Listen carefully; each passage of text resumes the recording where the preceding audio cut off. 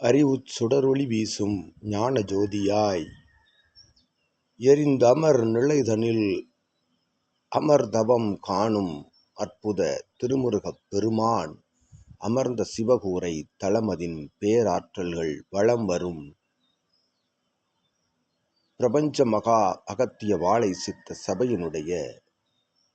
நற்பயண நிலை பொற்பயண நிலை யுகமாற்ற நிகழ்வு பயணமதின் ஒரு நிலையாய் சற்றங்க நிகழ்வுதனை சபைதனில் ஏற்றிட வந்தமர் நிலை கொண்ட சபை ஆசானுக்கு அவ்வை நித்திய ஆசிகள் வழங்கி ஏற்றங்கொண்ட பிரபஞ்ச மகாசபையின் இணைநிலைகான் சீடர்கள் இவன் துணை நிலைகான் சீடர்கள் யாவருக்கும் அவ்வை நாள் துவக்க ஆசிகளும் அற்புத சற்றங்க நிகழ்வாசிகளும் வழங்கி மகிழ்கின்றோம். உயர்தவம் காண்கின்ற பிரம்ம முகூர்த்த வேலைதனில் இத்தலமதிலே ஏற்றமிகு கணங்களெல்லாம் சிவசித்தன் வருகின்ற அற்புத சகடைதனை சுற்றிலும் சகடையிலும் ஒன்றாக அமர்ந்து நற்பயணம் மேற்கொண்ட அவ்வேளைதனில்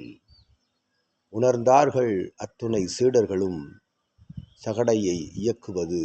ஒரு பாம்பாட்டி சித்தன் என்று. உள்ளமதில் உயர்நிலை கொண்டு அமர்ந்து இயக்கும் சகடையிலும் இயக்குபவன் சிவமகா வாழை சித்தன் என்னும் அற்புத ஆற்றல் கொண்டவன் என்னும் நிலையோடு வலம் வருகின்ற ஒவ்வொரு பிரபஞ்ச மகா சபை சகடையும் அது செல்வது இயல்பு நிலை சாலையில் அல்ல, சூட்சமத்தில் அற்புதமாய் சென்று கொண்டிருக்கும் நிலை என்பது அண்டமாளும் பிரம்மாண்ட நாயகனுடைய அற்புத ஆற்றலோடு பயணிக்கும் நிலை. அது ஆகாய மார்க்க நிலை என்று அவ்வை விளக்குகின்றோம். உயர்ஞான சுடர் ஒளிதனை அற்புதமாய் தன்னகம் ஏற்றி வைத்து அருட்ஜோதியாய் யாவருக்கும் அவ்வொளி வெள்ளத்தினை பாய்ச்சுகின்ற ஆதி கைலாய சிவசூட்சம நூல் என்னும் அற்புத நூலோடு தன் பயண நிலைதனை இகலோகத்தில் கண்டிருக்கும் சித்தனை கொண்டவர்கள் யாவரும் கொண்டிருக்கும் தலம் பிரபஞ்ச மகா சபைத்தலம் என்று அவ்வை உணர்த்தி அத்தலம் செல்கின்ற எத்தடமும் அத்தலத்தின் ஆற்றல் தனை முழுவதுமாய் தக்க வைக்கும் நிலையோடு சித்தன் செல்கின்ற நிலைக்குள் அத்தடத்தின் நிலைக்குரியவர்கள் சரணாகதி நிலைதனை ஏற்று நிற்கின்ற பொழுது